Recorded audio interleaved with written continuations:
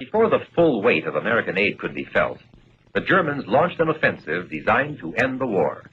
Everything appeared to be in their favor. In October 1917, the Italian army cracked up and the Austrians poured out onto the plains of northern Italy. In November and December, Russian resistance collapsed, and a Russia torn by revolution asked for peace. Romania had been knocked out of the war. The British offensive in the Near East had failed. Perhaps most dangerous of all, the submarine warfare seemed to be winning, and England was in danger of starvation. In the spring of 1917, the German armies launched what they hoped would be the decisive offensive against the Allies in northern France. In March 1918, they struck at Amiens. In April at Lys.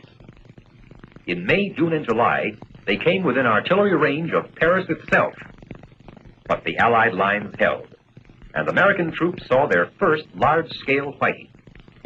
The 1st Division at Cantigny, the 2nd at Chateau-Thierry, the 3rd at Belleau Wood, the 42nd, the 28th, the 32nd, and others fighting at tiny French villages and along streams whose names the soldiers could hardly pronounce.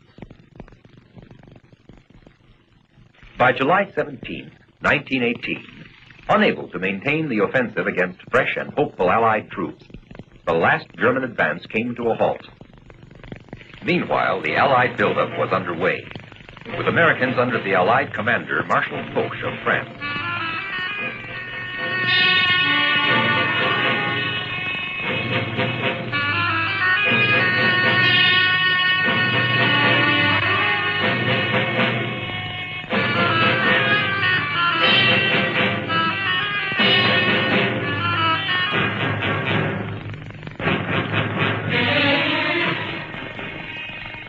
Foch's plan to give the exhausted Germans no rest.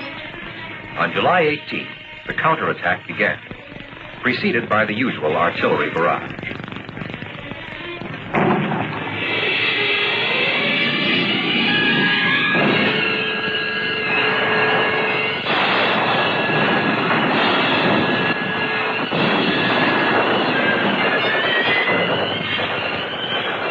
Americans fought under Allied commanders with seasoned Allied troops to reduce the German force in the Aisne-Marne sector. American equipment and material were in use throughout the front.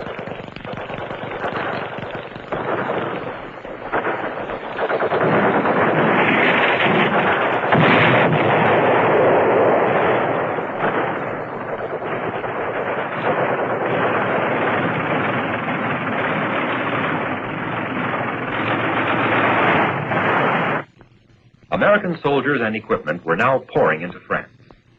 In August 1918, Marshal Foch granted Pershing's demand for an independent American army in the field, and the American First Army was formed.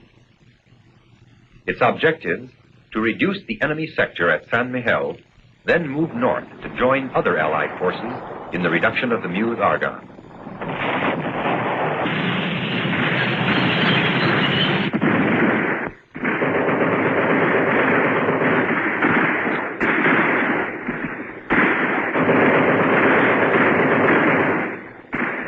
The American troops gained their objectives.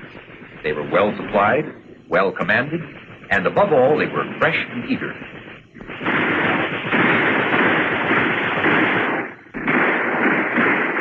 With the flow of American supplies, the balance was now tipped in favor of the Allies. Germany decided to give up before its army was entirely destroyed. Their allies, Bulgaria, Turkey, and Austria-Hungary, had already surrendered. The Kaiser abdicated, and Germany asked for an armistice.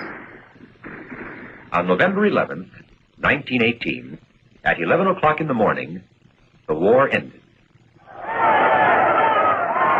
Not only for those who lived under the Stars and Stripes, but for all the warring nations throughout the world. Men on both sides had given their lives for causes they believed in. The dead, more than 8 million soldiers. 126,000 were Americans.